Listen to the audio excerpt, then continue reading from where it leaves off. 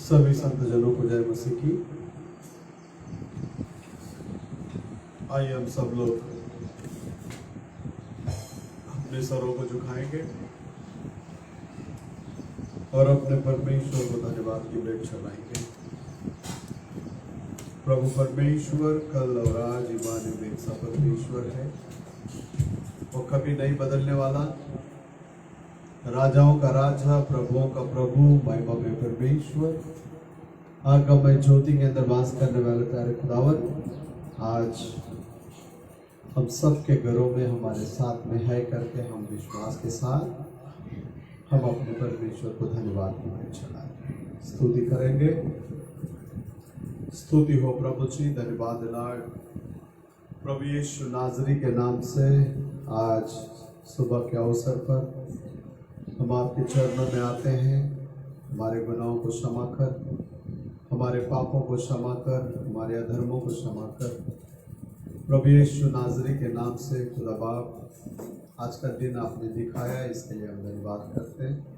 आज की आराधना का ताबा आप लीजिए प्रभु, जो कुछ भी गीत होगा आपके नाम की महिमा के लिए होने देना, जो कुछ भी संदेश होगा वो भी आपके नाम की महिमा के लिए होने देना। ऑनलाइन जुड़े हुए हमारे सारे भाई बहनों को आपके चरणों में हम समर्पित करते हैं। राजा, सबके साथ में रहना, सबकी ज़रूरतों को पूरा करना परमेश्वर, सभी को चंगा रख, सलामत रख मेरे प्रभु, तेरे नाम की महिमा होने दे। विशेष करके परमेश्वर बहन गीता समेसन, उनके भाई के लिए हम लोग दुआ करते हैं प्रभु जी। वो भाई गाँव के अंदर है, उनका तबीयत ठीक नहीं है करके हम लोगों ने सुने। प्रभु यीशु नाज़री के नाम से आपका चंगाई का सामर्थ उस भाई के ऊपर बख्श देना परमेश्वर। अपने वचन को भेजकर प्रभु उस भाई को चंगा करना। डिप्रेशन करके संदेश में हम लोग देखते हैं खुदा बाप, आपने एक बच्चे को जो लंग्स खराब था उसको आपने सृष्टि की करके हम लोग देखते हैं। उसी नबी के संदेश में रहने वाले हम सभी को तेरे अधीन और स्वाधीन कर ले। उस भाई के लंग्स को भी टच करना प्रभु, अपने वचन को भेजना, पूर्ण रीति से उस भाई को चंगा करना, अपने नाम की महिमा के लिए गवाही को रखने खड़ा आशीष कर। सारा आदर महिमा गौरव हम आप ही को किसी दुआ प्रभु यीशु नाज़री के नाम से मांगते हैं, सुनकर कबूल कर ले। आमीन।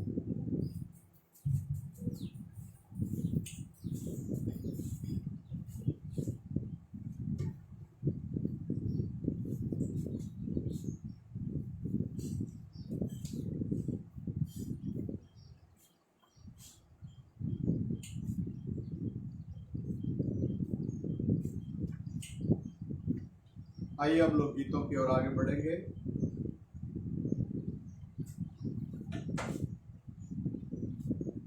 राजाओं का राजा, प्रभुओं का प्रभु, सामर्थ्य में सबसे महान, सॉन्ग नंबर 198।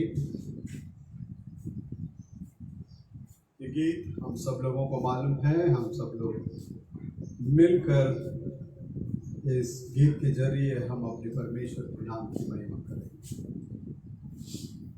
स्टार्ट करेंगे। महिमा महिमा हो यीशु की, हालेलुया हालेलुया, जय यीशु। महिमा महिमा हो यीशु की, महिमा महिमा हो यीशु की, महिमा महिमा हो यीशु की, महिमा महिमा हो यीशु की, हालेलुया हालेलुया, जय यीशु की, हालेलुया हालेलुया, जय यीशु की, हालेलुया हालेलुया, जय यीशु की, हालेलुया हालेलुया, जय यीशु की। राजाओं का राजा, प्रभुओं का प्रभु, सामर्थ में सबसे महान। राजाओं का राजा, प्रभुओं का प्रभु, सामर्थ में सबसे महान।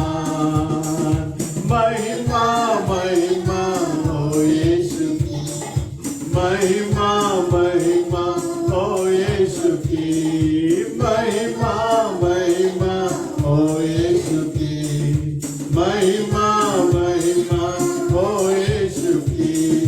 असंभव को संभव करने वाला प्रभु अनादि अनंत है। असंभव को संभव करने वाला प्रभु अनादि अनंत है। महिमा महिमा हो यीशु की, महिमा महिमा हो यीशु की, महिमा महिमा हो यीशु की, महिमा महिमा हो यीशु की। हालेलुया हालेलुया जय यीशु की, हालेलुया हालेलुया जय यीशु की, हालेलुया आमेन। प्रेमी अनोखा शांति का राजा करुणा का सागर है। प्रेमी अनोखा शांति का राजा करुणा का सागर है। महिमा महिमा हो यीशु की, महिमा महिमा हो यीशु की, महिमा महिमा हो यीशु की, महिमा महिमा हो यीशु की। हालेलुया हालेलुया जय यीशु की, हालेलुया हालेलुया जय यीशु की, हालेलुया हालेलुया जय यीशु की, हालेलुया हालेलुया जय यीशु की। अल्फा ओमेगा आशीषों का श्रोता सृष्टि का आधार है। अल्फा ओमेगा आशीषों का श्रोता सृष्टि का आधार है। महिमा आमेन।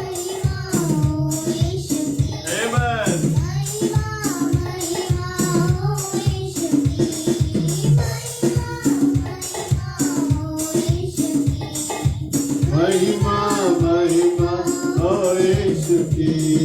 राजा हालेलुया जय यीशु की, हालेलुया हालेलुया जय यीशु की, हालेलुया जय यीशु की, हालेलुया हालेलुया जय यीशु की। राजाओं का राजा प्रभुओं का प्रभु सामर्थ में सबसे महान। राजाओं का राजा प्रभुओं का प्रभु सामर्थ में सबसे महान। महिमा महिमा हो यीशु की, महिमा महिमा हो यीशु की, महिमा महिमा हो यीशु की, महिमा महिमा हो यीशु की। Hallelujah praise the Lord. तो आइए हम लोग और गीतों के और आगे बढ़ेंगे। प्रभु यीशु मसीह महान है, वो हम सबसे प्रेम करने वाला परमेश्वर। जग नाश के अंदर जब जा रहे थे, परमेश्वर का पवित्र शास्त्र कहता है उसने जगत से ऐसा प्रेम किया, उसने अपना एकलौता पुत्र को दे दिया। ओ महान परमेश्वर हमसे प्रेम किया और उसने अपना एक पुत्र को देकर हम सब लोगों को उद्धार किया। गीत गाएंगे और चाहिए तेरा जलाल हमें और चाहिए। गीत नंबर 29। हे बाल और चाहिए तेरा जलाल हमें और चाहिए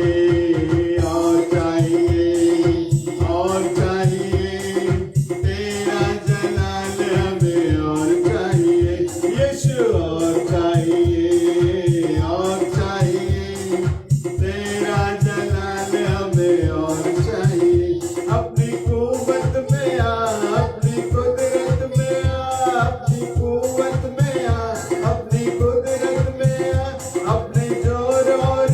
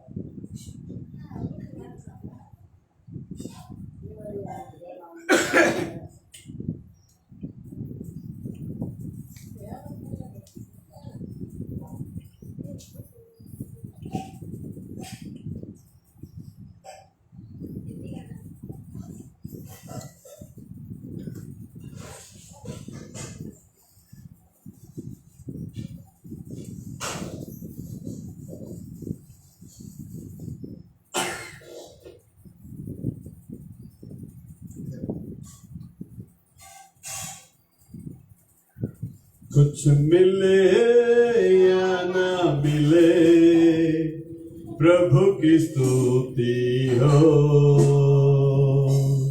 वो बड़े और मैं घटू, प्रभु की स्तुति हो।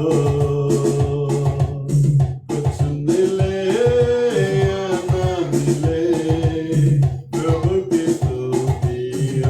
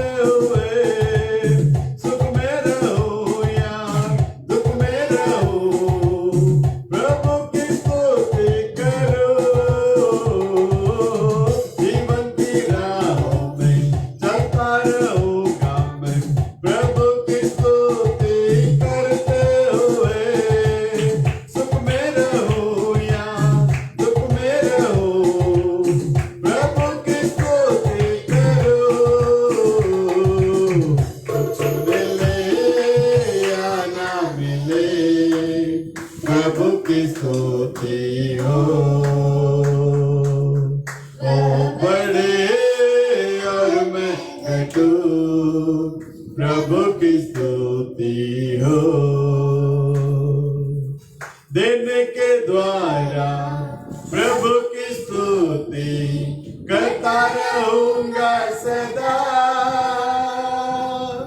प्रभु के भंडार में अपना दुश्मन लेके आओ सदा। दिन के द्वारा प्रभु की स्तुति करता रहूंगा सदा। प्रभु के भंडार में अपना दुश्मन लेके आओ सदा। कुछ मिले या ना मिले, प्रभु की स्तुति हो। वो बड़े और मैं घटू, प्रभु की स्तुति हो। कुछ मिले या ना मिले, प्रभु की स्तुति हो। वो बड़े और मैं घटू, प्रभु की स्तुति हो। आने वाला है यीशु मसीहा, बादलों पर होके सवार, ले जाएगा अपने साथ मुझे और करेगा प्यार। आने वाला है यीशु मसीहा, बादलों पर होके सवार, ले जाएगा अपने साथ मुझे और करेगा प्यार। कुछ मिले या ना मिले, प्रभु की स्तुति हो। वो बड़े और मैं घटू, प्रभु की स्तुति हो। कुछ मिले या ना मिले, प्रभु की स्तुति हो।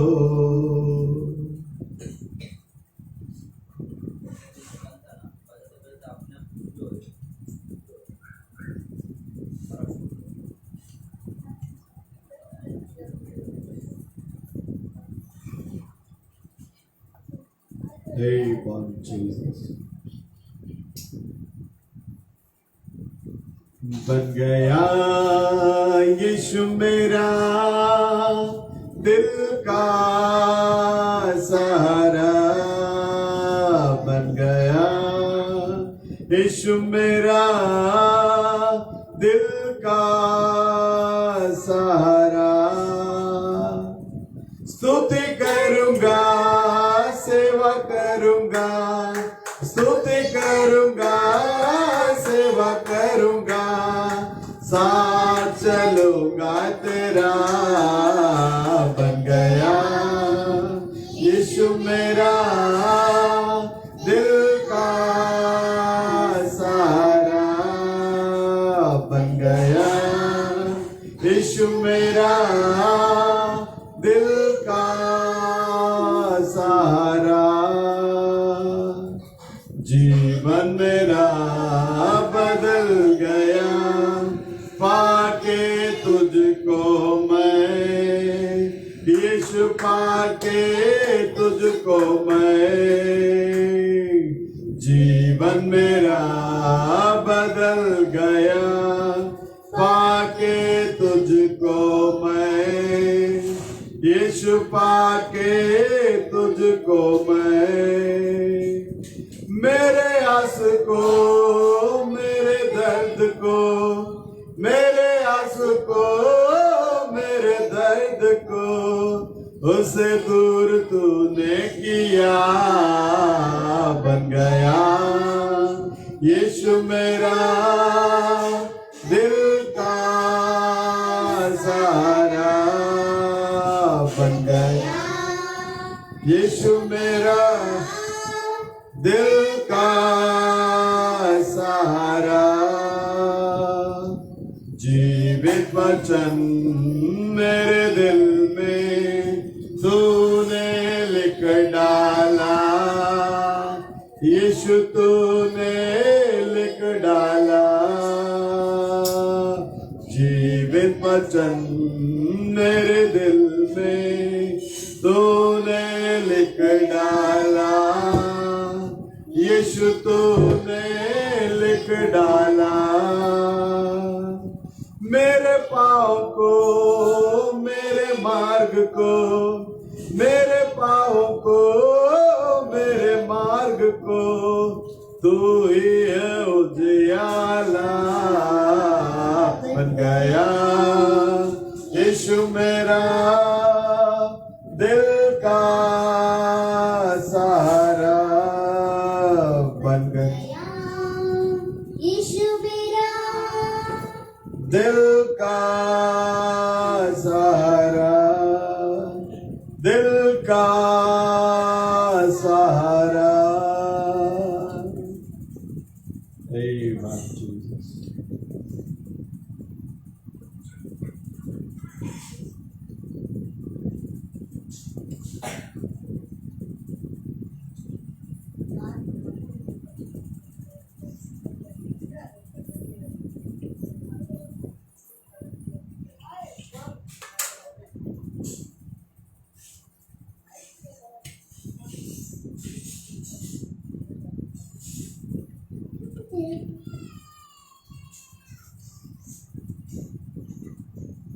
இயேசு நல்லவர், இயேசு வல்லவர், என்றென்றும் மாறாதவர்.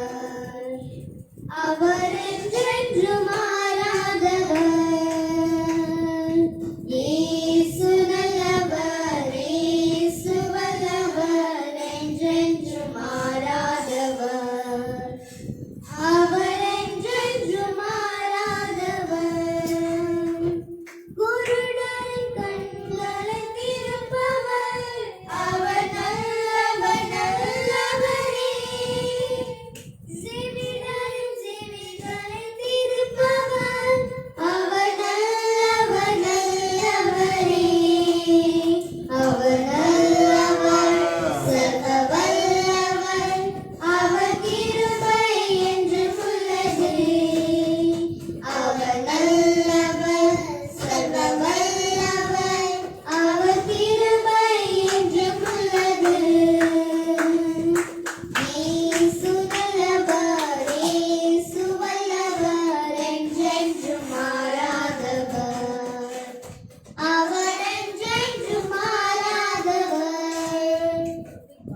வியாதியின் விடுதலை தருபவர், அவர் நல்லவர், நல்லவரே.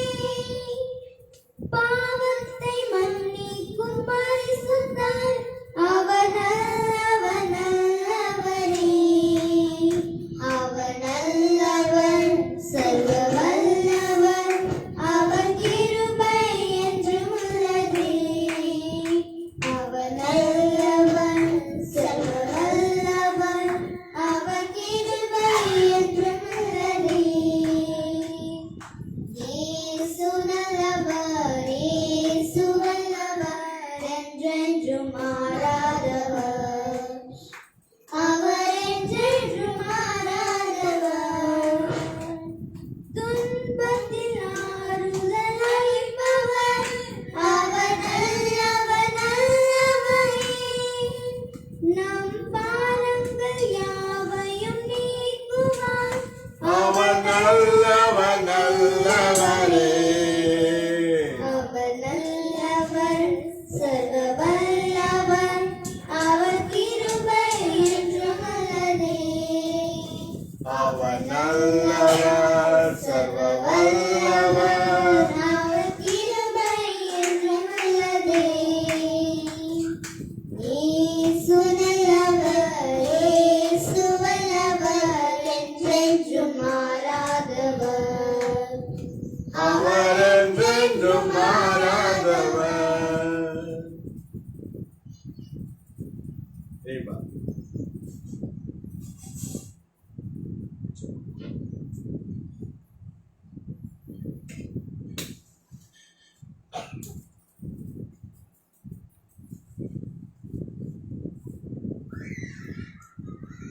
परमेश्वर के नाम की महिमा हो। परमेश्वर इन बच्चों को बहुत आयत से आशीष करे। परमेश्वर के अंदर प्रिय लोगों, हम लोग कलाम के अंदर आगे बढ़ेंगे। प्रभु महान है, वो कल और आज युगान युग सा परमेश्वर, राजाओं का राजा, प्रभुओं का प्रभु, महिमामय परमेश्वर, आगमय ज्योति के अंदर वास करने वाले, आज भी अपने बच्चों के हृदय में वास करने वाला वो परमेश्वर है। प्रभु ने हम सब लोगों को अपने अनुग्रह के द्वारा आज तक संभाला है और आज उसके पवित्र कलीसिया एकत्रित होने के अवसर में भी प्रभु ने हम लोगों को ऑनलाइन जोड़ा है, इसके लिए हम परमेश्वर को धन्यवाद देंगे। पिछले हफ्ते में हम लोग देखे थे परमेश्वर के अंदर प्रिय लोगों, परमेश्वर नम्रता में छुपकर अपने आप को वो प्रकट करते हैं। उसमें हम लोग देखे थे नूह के दिनों में परमेश्वर ने एक साधारण मनुष्य को चुनकर उसके पास उस समय के बचाव की संदेश को प्रभु ने दिए थे। उस समय में भी बहुत सारे बड़े बड़े हस्ती लोग थे, बड़े बड़े पढ़े लिखे थे, बड़े बड़े डिग्री होल्डर थे, बड़े बड़े साइंटिस्ट लोग थे, लेकिन वचन उनके पास नहीं आया। वचन जो आया है एक साधारण खेतीबाड़ी करने वाला व्यक्ति या चरवा कह सकते हैं उसको, उस व्यक्ति के पास प्रभु का वचन आया और प्रभु का वचन कहने लगा कि सारा चीजों का अंत मेरे सामने आया है, क्योंकि सारे मानव जाति ने अपने आप को बिगाड़ कर रखा हुआ है, इसलिए सभी का अंत मेरे सामने आया है। तो जल्द से जल्द मैं इस जग को नाश करने वाला हूं। और ये संदेश जब नूह के पास पहुंचा, नूह एक साधारण व्यक्ति होने के वजह से लोगों के सामने वो संदेश इतना लोगों को आकर्षित नहीं किया। देखिए, कभी भी परमेश्वर सिंपल सिटी में अपने आप को छुपा कर प्रकट करते हैं। शास्त्र लेख में हम लोग देखते हैं आमोस 3:7 के अनुसार वचन जो है भविष्यद्वक्ता के पास आता है। वचन किसके पास आता है? भविष्यद्वक्ता के पास आता है। और उस समय का भविष्यद्वक्ता नूह था। अब नूह भविष्यद्वक्ता होने के वजह से परमेश्वर का वचन नूह के पास आया, और नूह के पास जब परमेश्वर का वचन आया, लोग उस वचन को सुने, लेकिन लोगों के टेस्ट के अनुसार वो वचन नहीं था। कभी भी परमेश्वर अपने हिसाब से काम करते हैं, हमारे हिसाब से नहीं। आज भी आप संसार के अंदर देख सकते हैं, जब पापों की क्षमा की बात आती है, जब हम कहते हैं शास्त्र लेख में ये लिखा है, मन फिराओ हर एक जन अपने अपनी पापों की क्षमा के लिए प्रभु यीशु मसीह के नाम से बपतिस्मा लो, तब चल के तुम्हारी पापों की क्षमा मिलेगी करके जब हम कहते हैं, तो लोग कहते हैं कि पूरा जगत के लोग तो पिता पुत्र पवित्र आत्मा के नाम से मानते हैं, आप कहाँ ये नया लेकर आ रहे हैं? जबकि नया ये नहीं है, ये तो जुना है। आदि पेंटेकोस्ट के दिन में प्रेरितों के जरिए प्रभु ने जो सच्चाई को प्रकट किए थे, जो शास्त्र लेख में लिखा गया है, जो दिया गया है, जो लोगों ने लिया है बपतिस्मा, उस बातों को आज लोग स्वीकार करने के लिए हिचकिचाते हैं, स्वीकार कर नहीं पाते। केवल और केवल वही स्वीकार करते जिन लोगों के लिए परमेश्वर ने पहले से नियुक्त करके रखे। यही बात हुई थी नूह के दिनों में भी।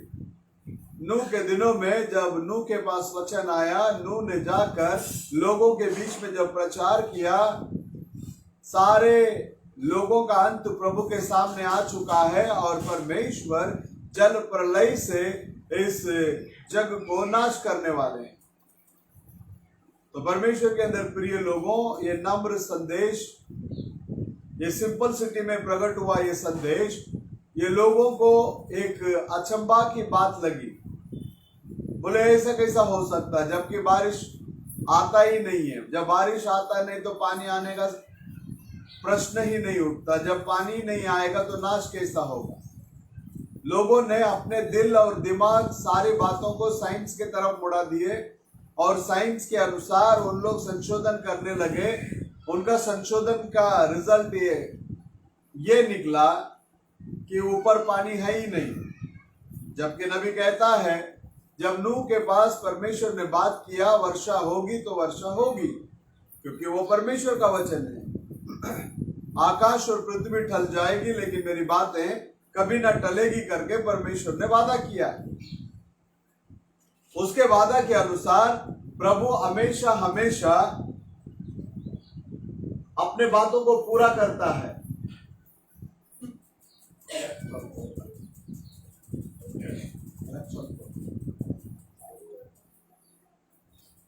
तो वो संदेश लोगों के लिए अजब सा लग रहा है, इसलिए काफी लोग उस संदेश को धिक्कार कर दिए। आज भी लोग हम जब सच्चाई को ले जाते हैं, जब अंतिम समय का नबी का संदेश को ले जाते हैं, 7 कलीसिया के युग के बातों को जब ले जाते हैं, 7 मोहर की खुलासा को जब ले जाते हैं, सरपंच सीड के बारे में जब बताने के लिए कोशिश करते हैं तो लोग उसके लिए अचंभा करते हैं। उस बात उन लोगों को समझ में आती नहीं है। लेकिन हम धन्य हैं परमेश्वर के अंदर प्रिय लोगों, हमें प्रभु ने समझाया। अमान्य जाति के लिए एक नबी को प्रभु ने दिया और उस नबी के जरिए परमेश्वर ने एकदम सिंपल सिटी में दुल्हन के लिए खाना तैयार करके रख दी। अब देख लेना, उस समय में ज्यादा लोग इस वचन को स्वीकार नहीं किए। नूह और नूह के परिवार उस वचन को स्वीकार किया, केवल और केवल वही लोग बच गए। अब यहां हम देखते हैं कि उसके बाद में परमेश्वर मूसा के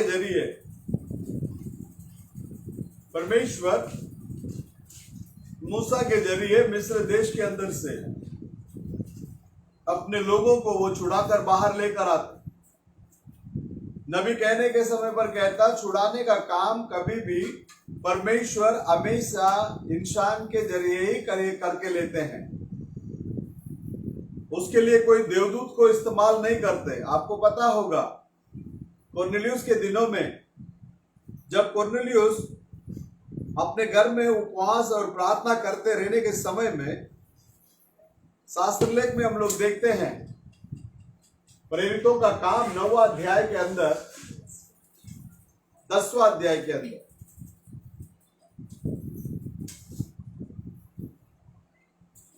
तीसरा वचन को पढ़िएगा।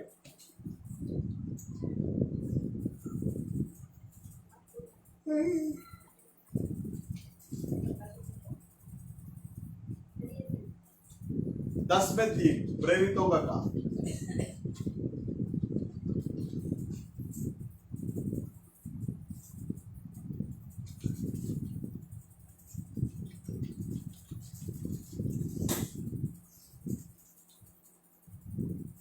उसने दिन के तीसरे पहर के निकट दर्शन में स्पष्ट रूप से देखा कि परमेश्वर का एक स्वर्गदूत उसके पास भीतर आकर कहता है कुरनेलियुस। वापस पढ़ना। उसने दिन के तीसरे पहर के निकट दर्शन में स्पष्ट रूप से देखा कि परमेश्वर का एक स्वर्गदूत, तीसरे पहर के निकट उसके पास एक दर्शन आ रहा है। उस दर्शन में देवदूत आकर खड़ा है और उद्धार का योजना देवदूत आकर वहां पूरा नहीं कर रहा है। वहां उसको क्या संदेश दिया, 4वां वचन को पढ़ना। उसने उसे ध्यान से देखा और डरकर कहा, हे प्रभु, क्या है? उसने उससे कहा, तेरी प्रार्थनाएं और तेरे दान स्मरण के लिए परमेश्वर के सामने पहुँचे हैं। और तेरी दान स्मरण के लिए परमेश्वर के पास पहुंचा है, लेकिन तू नहीं पहुंच सकता।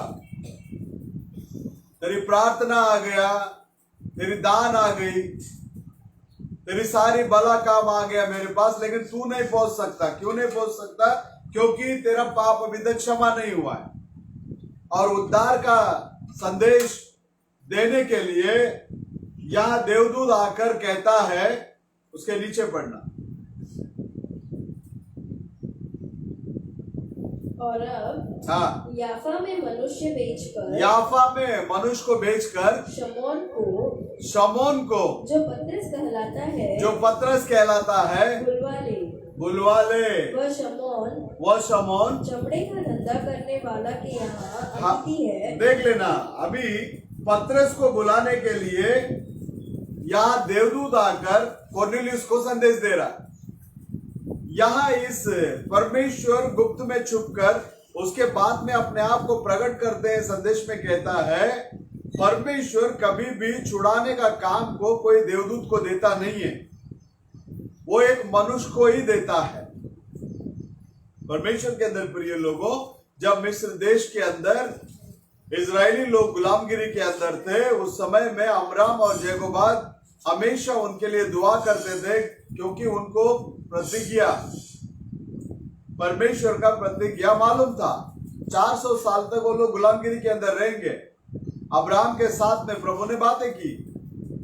जब अमराम और यागोबाद जब परमेश्वर के पास हमेशा प्रार्थना में लौलीन थे, तब परमेश्वर ने अपना दूत को भेजा मूसा का पिताजी के पास। बोले इन लोगों के लिए बोझ उठाकर यही परिवार जो है प्रार्थना कर रहा है, इसके लिए एक उद्धारकर्ता को जो है इसी परिवार से मैं लेकर आऊंगा। परमेश्वर के अंदर प्रिय लोगों, उस घराने के अंदर परमेश्वर मूसा को लेकर आया। मूसा को फारून के महल में प्रभु ले गया, जहां से उद्धारकर्ता को खत्म करने की आज्ञा पास हुई थी। उसी जगह में उस उद्धारकर्ता को ले गया प्रभु, और उधर ही पालन पोषण करके बड़ा किया। बड़ा करने के बाद वहां के सारे ज्ञान की बातों को सीखने की अनुमति दी परमेश्वर ने मूसा को। सब कुछ सीखा उसने। नबी कहने के समय पर कहता है अगला फिरौन वही था। बहुत सारे देशों में लड़ाई की,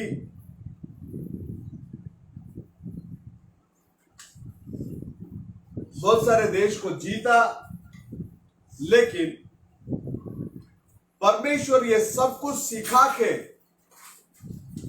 उसके बाद में उद्धार की योजना के लिए ये कुछ काम में आने वाला नहीं है करके भी परमेश्वर मूसा को सिखाया। परमेश्वर के अंदर प्रिय लोगों, मूसा अपनी पढ़ाई, ज्ञान, शस्त्र सामग्री का ज्ञान, ये सारे चीजों में श्रेष्ठ होने के बावजूद में भी उन बातों को रखकर वो उन लोगों को उद्धार नहीं कर सका। कारण क्या है? जब तक हम कुछ नहीं करके आते हैं, हम शून्य बनते हैं, तब चल के परमेश्वर हमारे जीवन में कार्य करते हैं। अब देख लेना, इज़राइल के लोगों को परमेश्वर अपने वचन के अनुसार जब छुड़ाने के लिए आए, उस समय में वो क्या किया? एक नम्र परिवार को चुन लिया। उस अमराम यागोबाद के बारे में ज्यादा कोई रिकॉर्ड नहीं है, सिर्फ इतना लिखा है वे लोग लेवी के परिवार से हैं, और उस परिवार का अध्यक्ष और उसका पत्नी, वे लोग वहां मिट्टी को रोंद रहे थे, और अपने विरोधियों को वो लोग ईंट बना कर देते थे। और इज़राइल परिवार के अंदर से एक साधारण गुलाम थे वे लोग, लेकिन परमेश्वर वही उन्हीं के बीच में से एक उद्धारकर्ता को वो उठाकर खड़ा किया, और वो एक साधारण यहूदी परिवार से था। उस राजघराने से उसको चुनकर नहीं लिया, नहीं तो एक बड़ा घर से उसको चुनकर नहीं लिया, ना तो एक बहुत बड़ा याजक को उसने चुनकर नहीं लिया, एक साधारण परिवार से उसको क्या किया? चुनकर लिया। देख लेना, नम्रता के लिए कितना अच्छा उदाहरण।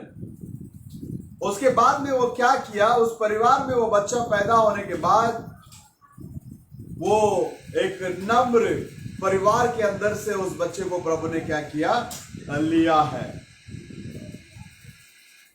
नबी कहता है लोगों को छुड़ाने के लिए वो सूरज या हवा को चुन सकता था, लेकिन उसने चुनकर नहीं लिया।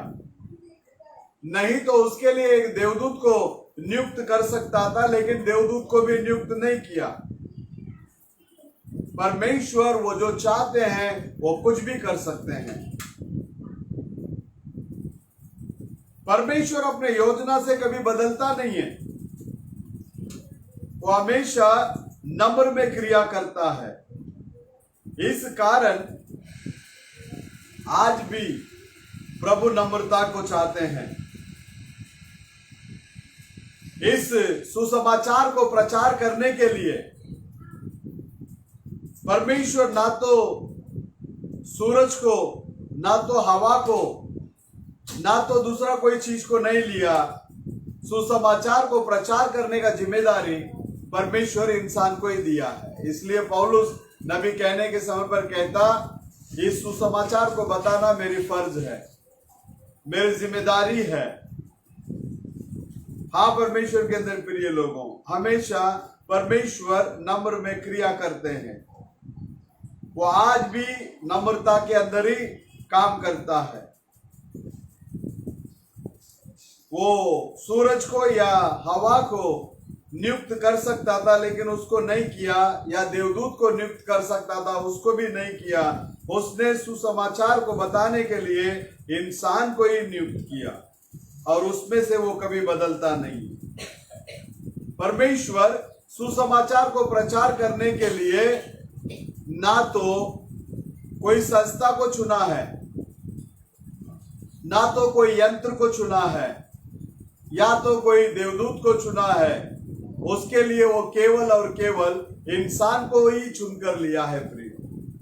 तो आज सुसमाचार को प्रचार करने का जिम्मेदारी परमेश्वर इंसान को दिया है। इसके लिए अपने चेलों को भेजने के समय पर उसने बोला, जाओ सभी जगह में जाकर सबको मेरा चेला बनाओ और उनको मेरा आज्ञा को पालन करने के लिए सिखाओ, और उनको पिता पुत्र पवित्र आत्मा के नाम से बपतिस्मा दो करके बोला। नाम से, नामों से नहीं। और वो नाम प्रभु यीशु है करके पेंटेकोस्ट के दिन में उनको जब प्रकटीकरण मिला, उसके बाद में ही चेले लोग जो है वहां प्रभु यीशु मसीह के नाम से वो बपतिस्मा देने लगे। सुसमाचार के अंदर यह बपतिस्मा का भी एक हिस्सा है प्रियो। अगर ये बपतिस्मा नहीं है तो वो सुसमाचार अधूरा है। इजराइल के लोगों को छुड़ाकर वो बाहर जब लेकर आए, गुलाम लोगों के बीच में से एक साधारण परिवार से पैदा हुआ एक साधारण मनुष्य को उसने भेजा। वो महत्वपूर्ण परमेश्वर कितने नम्रता में वो कार्य कर रहा है देखिए। अब गौर कीजिए, संसार के ज्ञान से आप छुटकारा को ला नहीं सकते या किसी को छुड़ा नहीं सकते। इस बात को दर्शाने के लिए परमेश्वर मूसा को हारने के लिए लगाया।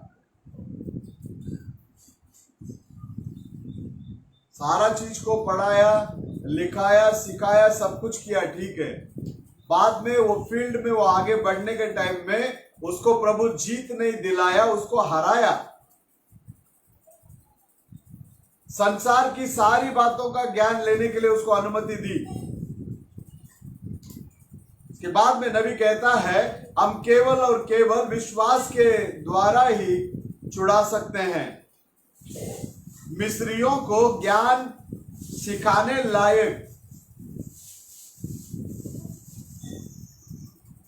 इतना ट्रेन किया मूसा को प्रभु ने, ताकि मूसा उस मिस्री लोगों को ज्ञान सिखा सकता है।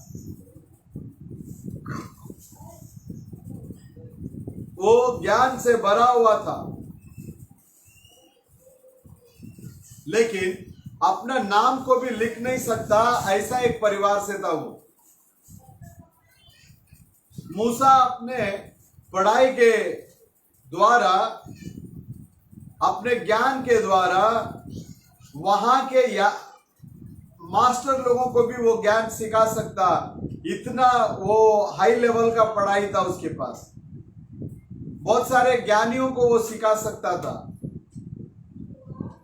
लेकिन उसमें से किसी भी चीज को प्रभु ने इस्तेमाल नहीं किया वो छुटकारा का योजना के अंदर। उसमें जब उसको लेकर आया, उसका सारा पढ़ाई, सारा ज्ञान, सारा बुद्धि को प्रभु ने क्या करना पड़ा, उसके अंदर से निकालना पड़ा, क्योंकि उसका पढ़ाई के दरमियान वो उद्धार करने के बजाय मर्डर किया।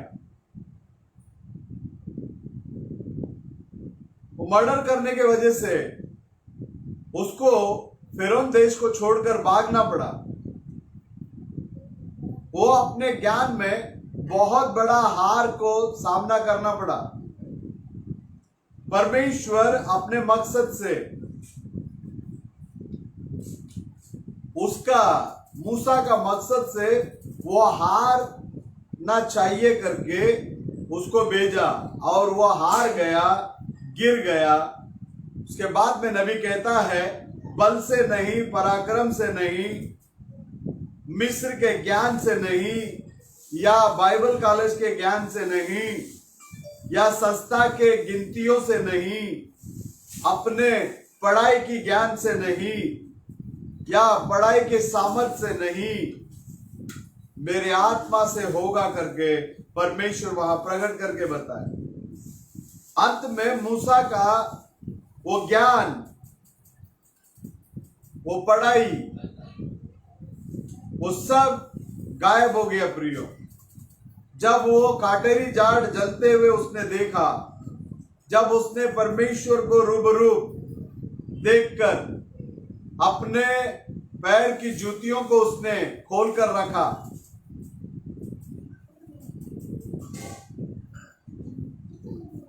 और अपने आप को नम्र बनाया, और अपने पास पाया हुआ सारा ज्ञान को उसने भूल बैठा। परमेश्वर अभी भी उसके बच्चे लोग अपने खुद के बुद्धि के ऊपर निर्भर रहना चाहिए करके प्रभु नहीं चाहते। उस रीति से वो बनाया नहीं गया है। मनुष्य को प्रभु इस रीति से बनाया ताकि वो हमेशा मनुष्य परमेश्वर के ऊपर निर्भर होकर चले। बकरा और मेमना के बारे में आप लोग देख सकते हैं। मेमना हमेशा अपने चरवा के ऊपर निर्भर होता है प्रियो। बकरा ऐसा नहीं है, बकरा किधर भी उड़ी मारता है, लेकिन मेमना जो है हमेशा अपने चरवा के ऊपर निर्भर होकर चलता है। उसी रीति से एक विश्वासी दुल्हन, परमेश्वर के लोग हमेशा परमेश्वर के ऊपर निर्भर होकर चलना जरूरी है। तो नबी कहता है, हम अपने खुद के बुद्धि के ऊपर नहीं, दूसरों के ज्ञान के ऊपर नहीं,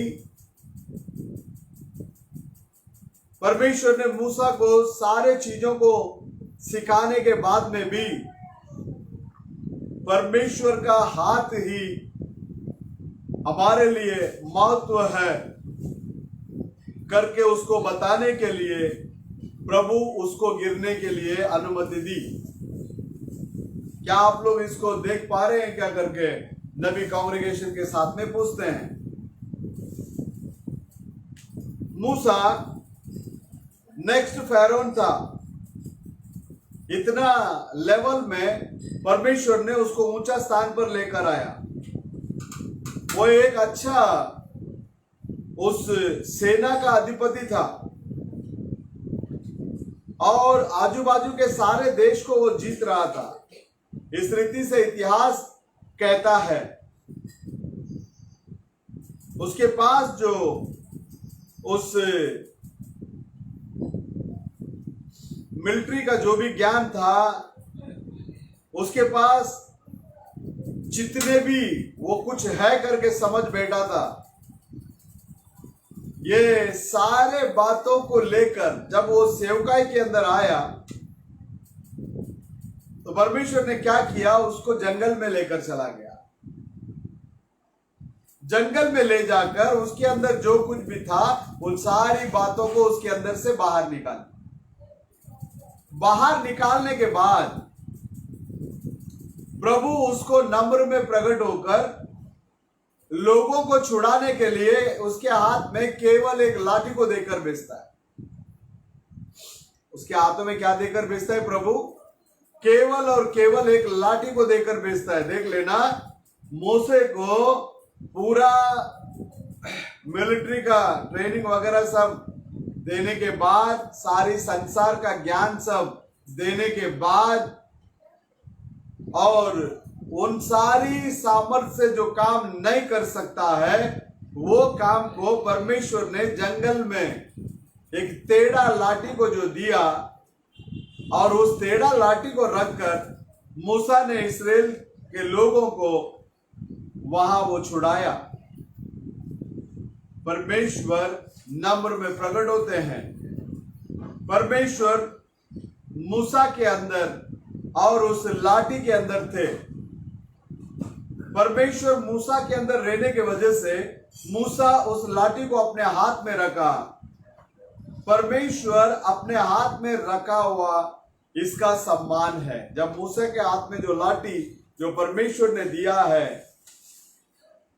परमेश्वर इसका मतलब उस लाठी को अपने हाथ में रखा, ऐसा सम्मान है करके नबी बताते हैं। बल से नहीं, पराक्रम से नहीं, परमेश्वर की आत्मा से होगा करके परमेश्वर का शास्त्र लेख कहता है। और परमेश्वर के लोग, उनका विश्वास परमेश्वर के वचन के ऊपर नम्रता में वो बना रहेगा। हाँ परमेश्वर के अंदर प्रिय लोग, मूसा एक उद्धारकर्ता के रूप में रहेगा करके उसके मां के शिक्षण के द्वारा वो समझ गया। इसलिए वो वहां मिलिट्री के अंदर ट्रेनिंग लेने के बाद में भी उसका बल से वे वो लोगों को छुड़ा सकता है करके सोचकर वो उसमें हार गया।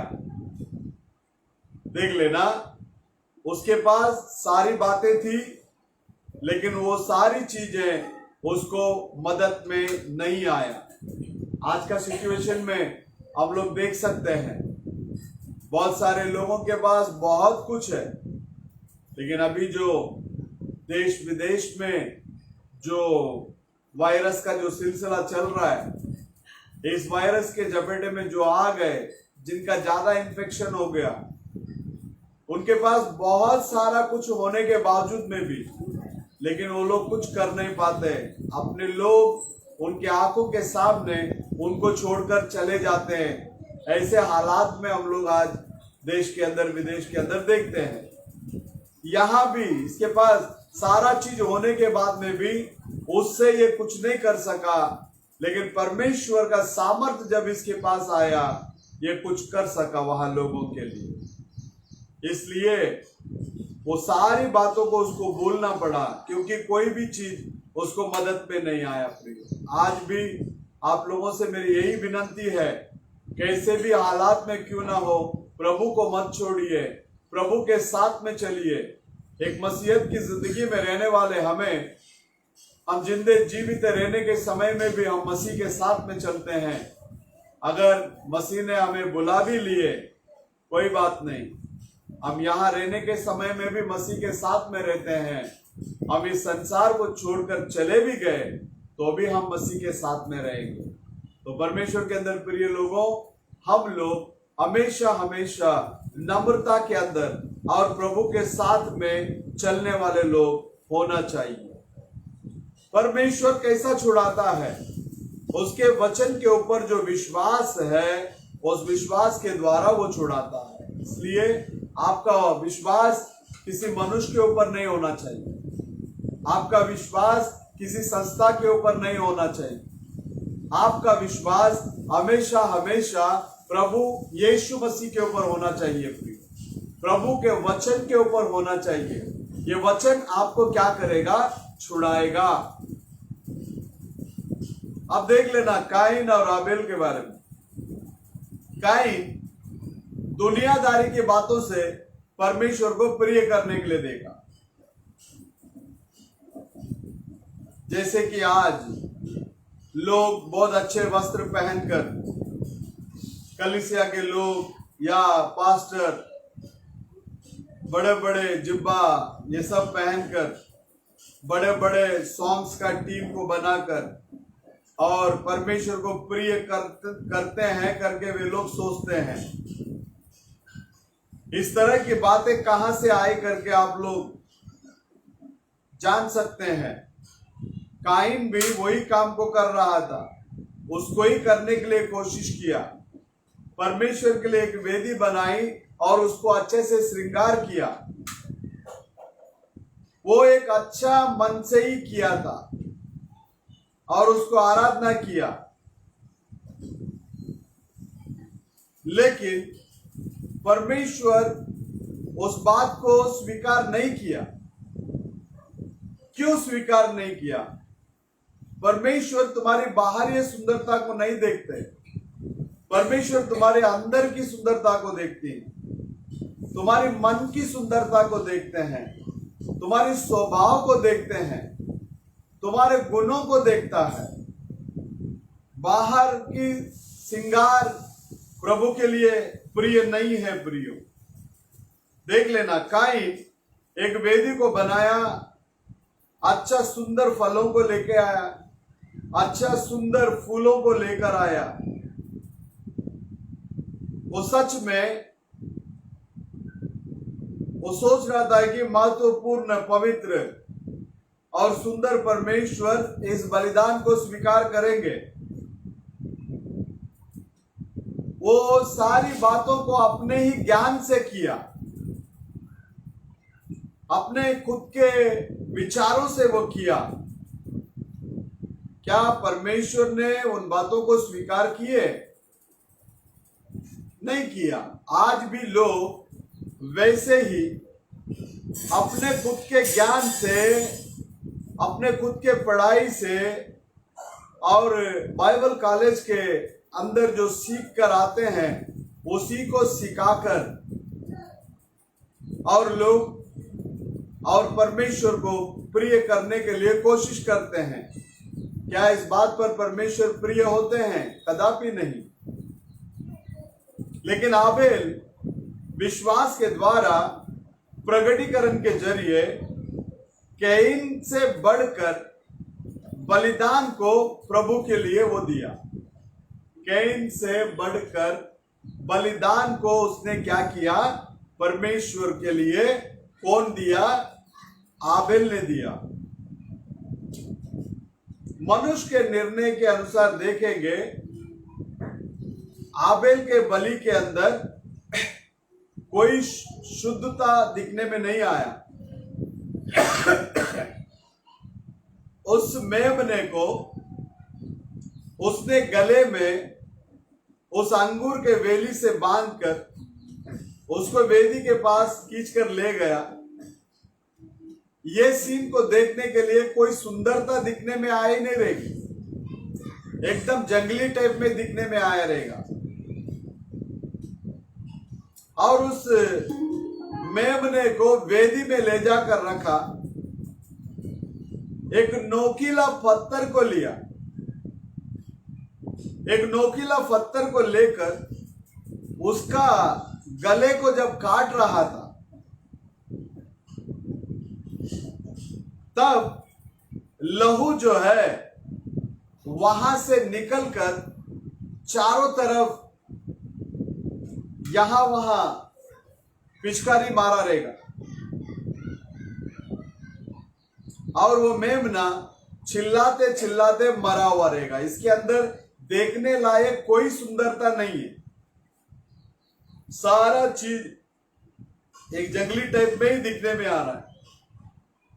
लेकिन काइन जो कुछ भी किया उसमें सारी सुंदरता थी, लेकिन प्रभु उसको नहीं चुना, प्रभु इसको चुना। नबी कहता है एक भयानक दृश्य हुआ होगा, लेकिन उस बनावटी काम जो है, वो सुंदरता के काम को प्रभु ने चुना नहीं। क्यों नहीं चुना? कारण क्या है? काइन के बलिदान के अंदर या आराधना के अंदर प्रगटीकरण नहीं था। आबेल के बलिदान और आराधना, इसके अंदर क्या था? प्रगटीकरण था। क्या प्रगटीकरण था? नबी कहता है पिताजी का लहू और मां का लहू मिलने के वजह से मैं पैदा हुआ। आबेल को क्या प्रगटीकरण मिला? देखिए, पिताजी और मां इन दोनों का लहू का मिलन होने के वजह से वो पैदा हुआ करके वो जान लिया। उतना ही नहीं, लहू के कारण ही मानव जाति पाप में गिरा। इसलिए लहू के कारण ही मानव जाति पाप में गिरने के वजह से, और लहू ही इनको छुड़ा सकता है करके इसको प्रगटीकरण मिला। इस बात को आबेल जान लिया। उसको ये सच्चाई प्रकट होने के वजह से काइन से भी बढ़कर उसने क्या किया? बलिदान प्रभु के लिए दिया। तो परमेश्वर के अंदर प्रिय लोगों, आज संस्था के लोगों की आराधना, संस्था के लोगों के संदेश, इससे बढ़कर अंतिम समय के संदेशता के संदेश में रहने वाले मंडली का आराधना और संदेश, इसमें जमीन आसमान का फर्क है। देखते हैं, जब बोआज के खेती में बहुत सारे स्त्रियां जब काम कर रहे थे, काम करते रहने के समय में जब बोआज वहां आया, उसका नजर रुत के ऊपर गया। और भी बहुत सारे स्त्रियां थी। उसी रीति से आज भी बहुत सारी कलीसिया आराधना कर रही है, लेकिन हमारे आत्मिक प्रकार का बोआज प्रभु यीशु मसीह का नजर उसका दुल्हन रूत के ऊपर लगा हुआ है। तो परमेश्वर के अंदर प्रिय लोगों, आजकल बहुत लोग बोलते हैं कि आदम और हवा जो है वो एप्पल को खाया, ना तो एप्रिकॉट करके एक फल है उसको खाया। लेकिन हम अंतिम समय के संदेश के अंदर रहने वाले लोगों को अच्छी तरह से मालूम है, हवा जो खाई वो फल नहीं है, वो व्यभिचार का पाप के अंदर गिर पड़ी। उस समय में सर्प का बीज इंसान के साथ में मिल सकता है, स्त्री के साथ में मिल सकता है। तो शैतान ने क्या किया? सर्प के अंदर वो आकर सर्प के जरिए हवा को उसने खराब किया। आज जो सिस्टम चल रही है दुनिया के अंदर, ये सिस्टम के अंदर पहला अपना योगदान को जो बढ़ाई वो स्त्री है। स्त्री उस काम के अंदर गिरने के बाद ही आदम को भी उसने सिखाई। प्रभु का योजना वो नहीं था मल्टीप्लाई करने का सिस्टम। प्रभु तो सृजनहार है। आदम के पास भी प्रभु ने वो पावर दिए थे। अगर आदम चाहता, हवा को देकर कहता मुझे एक लड़का पैदा करके दे, वो तुरंत पैदा करके दे सकती थी। ऐसे सिचुएशन में थे। लेकिन क्या हुआ? शारीरिक संबंध को शैतान सर्प के जरिए हवा के साथ में उसने लेकर आया। इसलिए हवा ना तो कोई एप्पल खाई है, ना तो एप्रिकॉट फल खाई है। बाइबल के अंदर कुछ बातों को प्रभु गुप्त पना में लिख कर रखा है, चिन्ह के रूप में लिख के रखा है। कुछ बातों को ज्ञान से उसको छुपा कर रखा है। अंतिम समय के संदेष्टा के द्वारा परमेश्वर ने इन सारी बातों को खुलासा किया। परमेश्वर के अंदर प्रिय लोगों, आज भी परमेश्वर के लिए एक ही कलीसिया है। बहुत सारा कलीसिया नहीं, परमेश्वर के लिए एक ही कलीसिया है। और उस कलीसिया में हम ज्वाइन नहीं होते। उस कलीसिया में हमें पैदा होना पड़ता है। उस कलीसिया में ज्वाइन नहीं है। किसी को उस कलीसिया के अंदर पैदा होना पड़ता है। बाकी जितने भी कलीसिया आपको नाम दिखने में आ रहा है, इसके बारे में नबी बात करने के टाइम में बहुत ही अच्छी रीति से बात कर रहा है। देखिए,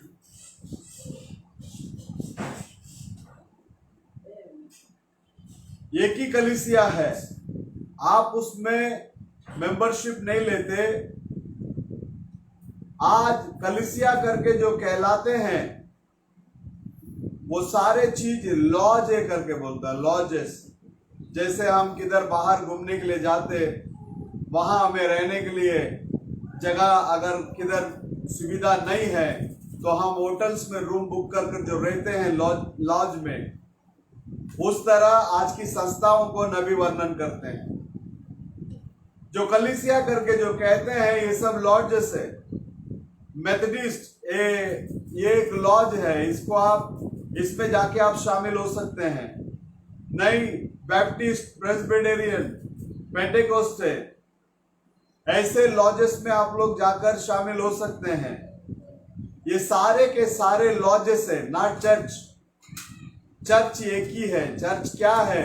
बाहर बुलाए गए हुए लोग। चर्च क्या है? अदृश्य चर्च एक ही है, वो प्रभु यीशु मसीह का शरीर है और उस शरीर के अंदर हमें जाकर शामिल होना है। बाकी ये सब लॉजेस है प्रियो। इन सब लॉज में आप लोग जाकर शामिल हो सकते हैं। वो चर्च नहीं है, लेकिन आप कलीसिया के अंदर पैदा होते हैं। बाकी सारे चीज लॉज है, कलीसिया नहीं है। तो याद रखिएगा, आज आप लॉज में हैं या कलीसिया में हैं। कलीसिया कौन है? प्रभु यीशु मसीह है। प्रभु यीशु मसीह के बारे में शास्त्र ले कहता है, इस मंदिर को ढा दो, इसे मैं 3 दिन में खड़ा कर दूंगा। कितना दिन में? 3 दिन में। वो लोग ने बोला 46 वर्ष लगा इसको बांधने के लिए।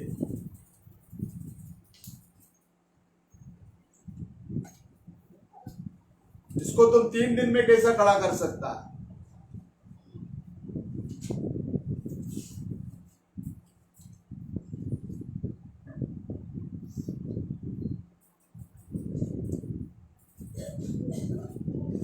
हाँ, यूहन्ना 2:20 कहता है, तब यहूदी लोगों ने इस मंदिर को बांधने के लिए 46 वर्ष लगा। इसको 3 दिन में आप कैसे खड़ा करोगे? तो रियल चर्च, रियल मंदिर प्रभु यीशु मसीह, उसका हम सदस्य बनना है। बाकी सब जो है नबी के संदेश के अनुसार सब लॉजेस है। तो हमको लॉज में नहीं रहना है। लॉज में आप निरंतर नहीं रह सकते। परमेश्वर के जीवित कलीसिया के अंदर आप पैदा होते हैं। यीशु मसीह के शरीर जो गुप्तमय कलीसिया है, यीशु मसीह का शरीर ही गुप्तमय क्या है? वो कलीसिया है। अब देखिए, बहाया गया लहू के ऊपर आबेल विश्वास किया और उस गुप्त बात को उसको प्रकट करने के लिए प्रभु इच्छा की। परमेश्वर जिसको प्रकट करने के लिए इच्छा करता है उसी को वो प्रकट करके बताता है, सभी को नहीं। आप और मैं धन्य हैं, हमारे पास कोई ना डिग्री है ना डिप्लोमा है, लेकिन प्रभु का प्रकटीकरण है। प्रभु ने स्वयं हमें प्रकट करके उसके पास बुलाकर हमें चला रहा है। लेकिन बहुत सारे लोगों के पास डिग्री, डिप्लोमा सब कुछ होने के बाद में भी प्रभु नहीं।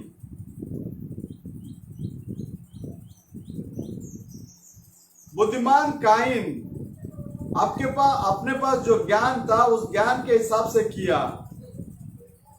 लेकिन उससे उसको कोई लाभ नहीं मिला। प्रभु ने उस बात को स्वीकार भी नहीं किए।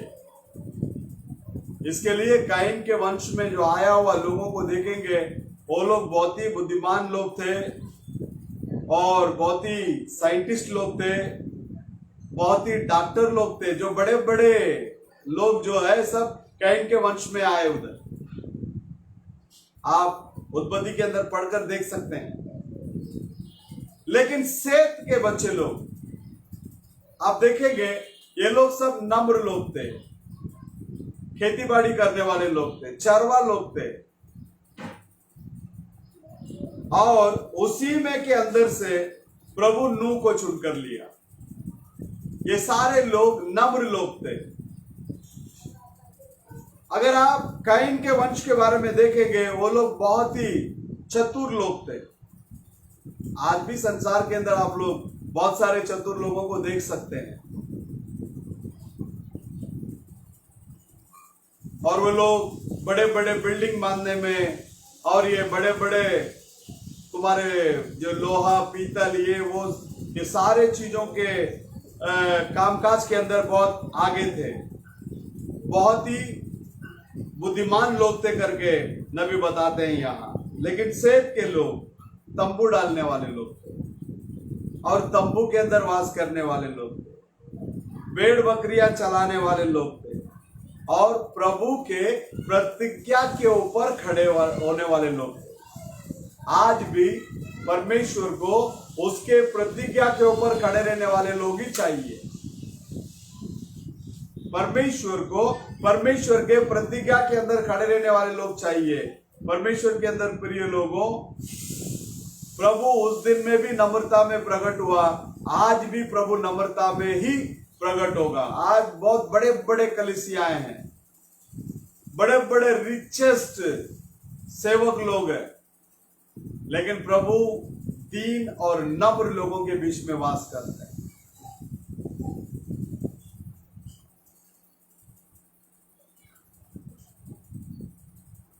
उनके बीच में से नोहा को प्रभु ने क्या किया?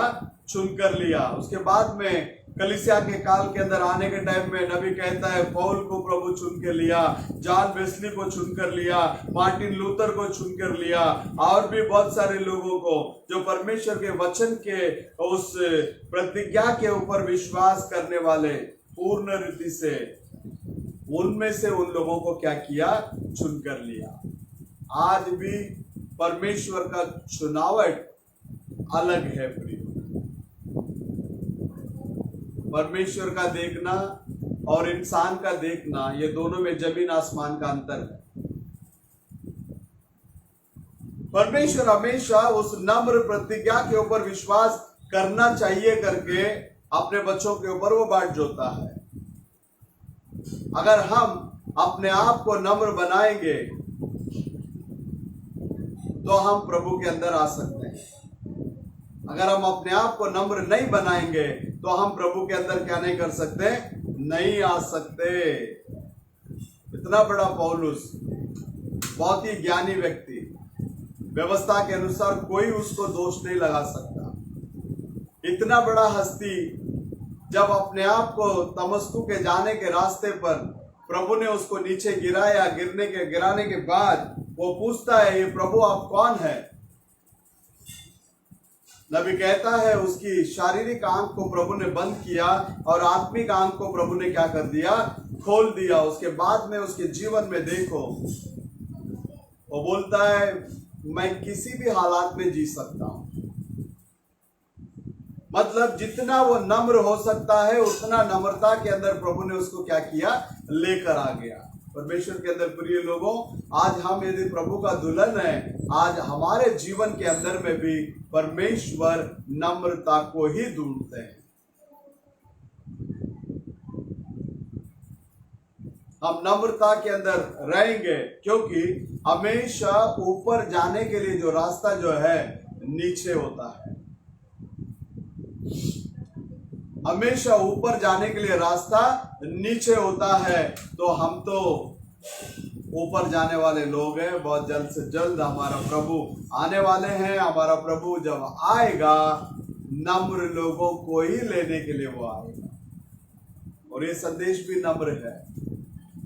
परमेश्वर ये 7 मोहर को प्रचार करने के पहले इस मैसेज को नबी के द्वारा प्रचार करने का मकसद भी वही है।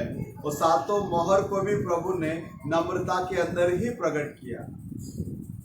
तो आजकल के ज्ञानवान लोगों के लिए वो चीज जो है अजब लगता है, लेकिन हमारे लिए वो मद से भी मीठा है। तो परमेश्वर के अंदर प्रिय लोगों, संसार समाप्त होने का समय पर हम पहुंचे हैं। इतिहास खत्म होने के समय पर हम पहुंचे हैं। अब आगे कोई इतिहास पढ़ने के लिए कोई होगा ऐसा नहीं है। नबी के संदेश के अनुसार सारा चीज एंड समाप्त के कतार पर आकर पहुंचा है। अंतिम समय के अंदर जो कुछ भी होने वाला है करके परमेश्वर ने जो दर्शाया, उन सारी बात अब हमारे जीवन में हमारे आंखों के सामने रूबरू पूरी हो रही है। प्रभु कभी भी आ सकता है, प्रभु का आगमन कभी भी हो सकता है। यदि उस आगमन में हमें जाना है तो परमेश्वर के अंदर प्रिय लोगों, हम अपने आप को जितना नम्र बना सकते हैं, जितना हम अपने आप को छोटा बना सकते हैं, प्रभु यीशु मसीह को देख लो। वो स्वर्गीय परमेश्वर, आकाश और पृथ्वी का निर्माण करता, सबका मालिक, इस संसार में आपको और मेरे को छुड़ाने के लिए जब आया, शून्य से भी शून्य बनकर आया। जब हमारा खुदा शून्य से शून्य बना तो आज आपका और मेरा क्या रोल होगा। बहुत ही नम्र जीवन के अंदर आ जाओ। जितना हो सके उतना प्रभु के लिए उत्तम से जीवन जियो। आजकल कौन कब जाएगा कुछ पता ही नहीं। कभी भी किसी का भी बुलावा आ सकता है, लेकिन जब भी प्रभु बुलाएंगे, हमारे पास ऐसा होना चाहिए, प्रभु जब भी बुलाए कोई बात नहीं, मैं प्रभु तेरे पास आने के लिए तैयार हूं। इस रीति से हम हमारा जीवन को जीना चाहिए। बिंदास जियो, पवित्र जीवन जियो, प्रभु का डर मानकर जियो। प्रभु जब भी बुलाएगा कोई बात नहीं, मैं आने के लिए तैयार हूं प्रभु करके। प्रभु के साथ में हम चलेंगे तो हम यहाँ रहने के टाइम में भी प्रभु के साथ में ही रहेंगे। हम इस दुनिया को छोड़कर भी जाते तो भी हम प्रभु के साथ रहेंगे। प्रभु हम सब लोगों को आशीष दे। आइए हम लोग एक गीत गाएंगे, उसके बाद में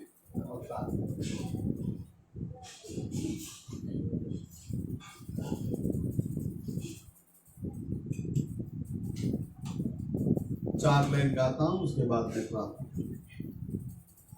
तेरे रूह का मसा चाहिए, रूह का मसा चाहिए, आज तेरी शिफा चाहिए, आज तेरी शिफा चाहिए, तेरे रूह का मसा चाहिए, तेरे रूह का मसा चाहिए, हमें तेरी हुजूरी मिले, हमें तेरी हुजूरी मिले, तेरे रूह की भरपूरी मिले,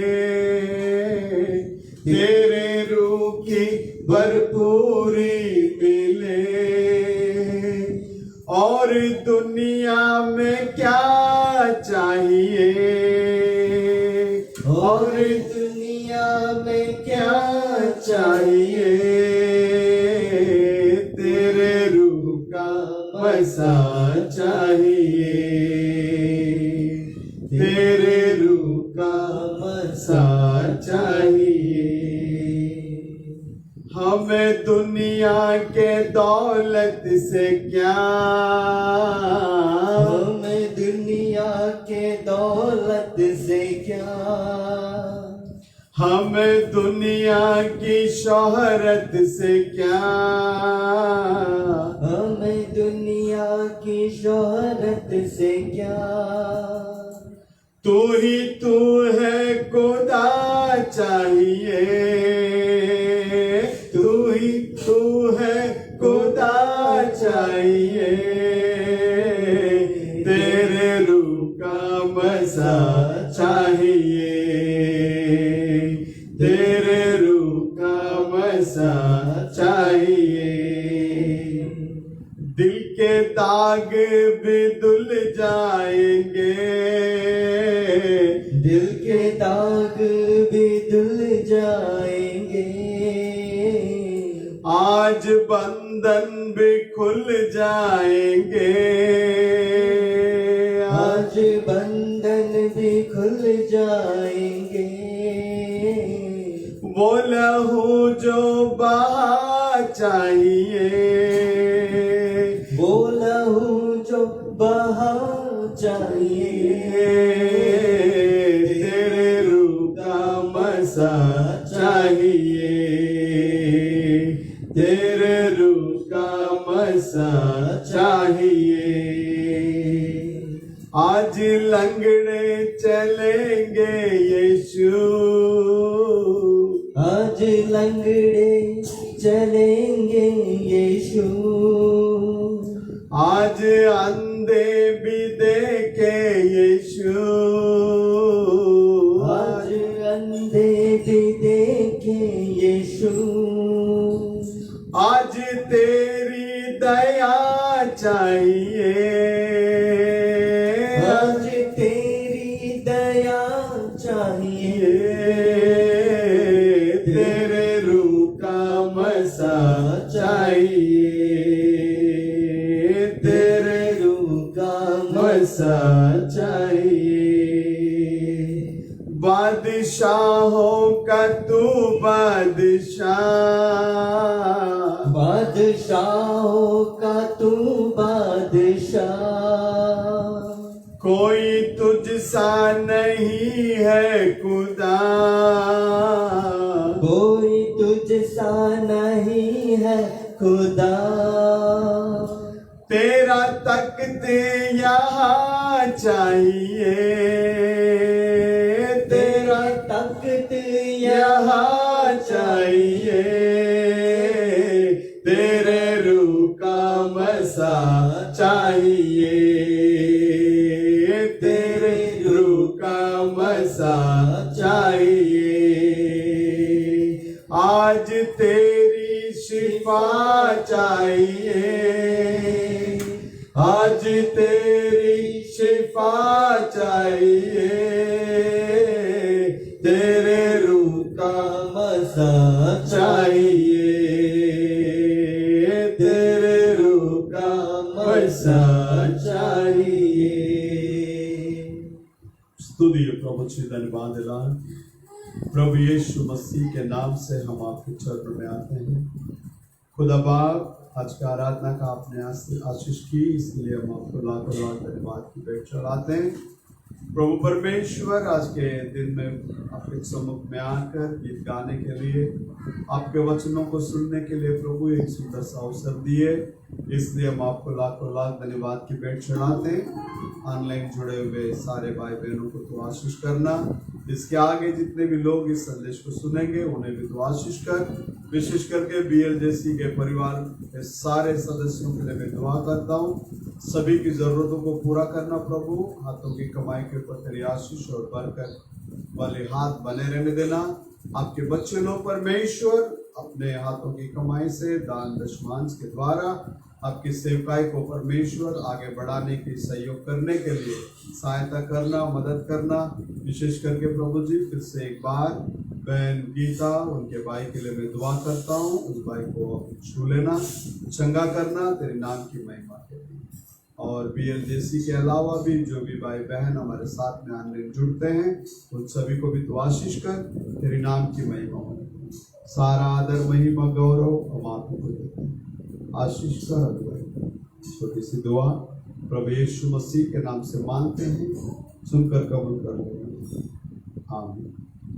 सब लोगों को जय मसीह की। प्रभु यीशु मसीह हम सबके साथ। आमीन।